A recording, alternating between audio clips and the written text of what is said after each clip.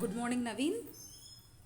Last session we discussed looping statement, and now you know how to write for loop with a specified loop structure.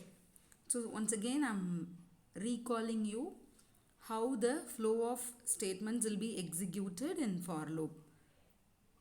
So this is what the syntax for writing for loop, and we will be having three different expressions inside the for loop. So first step is initialization, and second step is checking condition, and if the condition is true, the third step, that is the body of the loop, will be executed, and this execution will be repeated until the condition is true.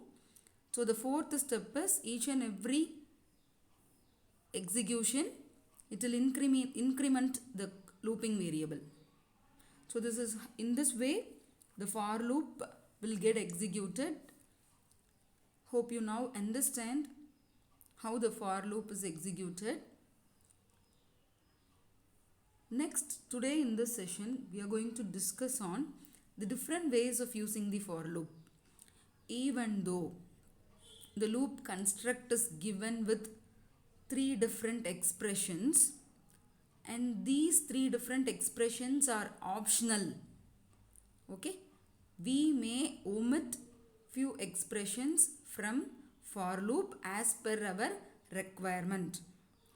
For example, in the given program, the initialization is omitted, which means that the initialization may be done outside the loop. Okay, in that situation, you may omit the initialization part.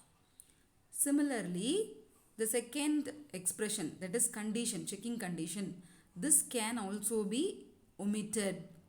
But if you omit the condition in for loop, means the for loop condition is always evaluated as true,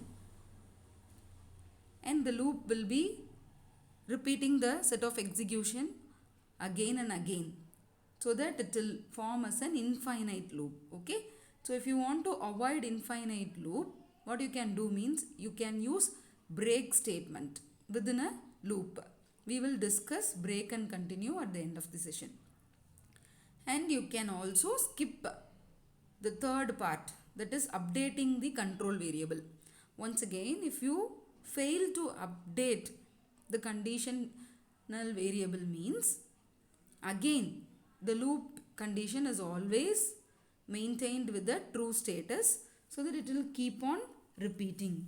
Okay, so the thing is, what you should know means, in the given loop structure, we can omit, all the three expressions are optional only. We can omit whatever the expression we don't want as per the requirement of our program. Okay. Similarly, we can also include more expressions in for loop. For example, the first expression is for initialization. Here in this program, I have initialized two different variables. Similarly, the third part is incrementation or decrementation, step updation part. So here also I have updated two different values. Okay, so you have to use comma for separating the two different expressions within a same block. Keep it in mind, if anyhow you may omit few portions, but still the usage of semicolon is must. Okay, and null loop or bodiless loop, if you don't want to write anything, if you don't want to do anything in your program, but certainly you want to execute a for loop for definite some number of times, so in that situation, what you can do means, with the help of semicolon at the end of for loop, you can make it as a null loop or bodiless loop. An endless loop, so this case we know already, either you may omit the condition part, or else if you don't update the control variable, in these two cases the loop will be considered as infinite loop. And do while loop, this we discussed in the last session. Simple syntax change alone you have to note. While of condition, while loop is otherwise called as entry controlled loop. So while entering the loop, you will check the condition and see here initialization everything is done, condition is checked here, and incrementation is done within a loop. So here p is a looping variable and we are updating the p value within a while loop.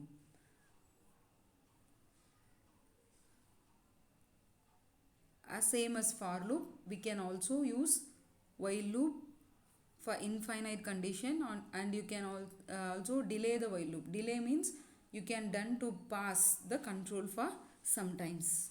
Without doing anything, you may done it for pass. Do while loop is otherwise called as exit controlled loop. That is, you will check the condition at the end of the body of the loop. See here. So it will do some actions, then at the end of the statements, at the end of the body of the loop, it will check the condition and then it once again get into the loop until the condition becomes false.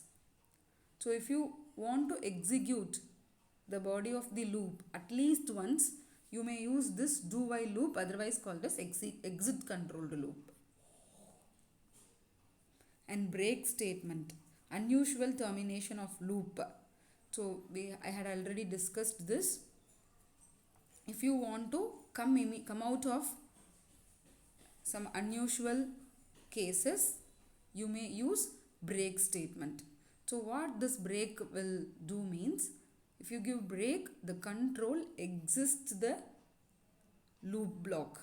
It will terminate the loop. It will come out of the loop. We may use this break statement inside the infinite loop. Okay, so that we may escape from infinite loop condition. And similarly, continue. Continue is opposite to break. The control skips rest statements of the loop. Anyhow, it resumes for the next iteration. Okay, so it suddenly comes out of the current iteration and it will move on to the next iteration. That's the difference between break and continue. So that's all about loops. In next session, we will discuss methods and constructors. Thank you.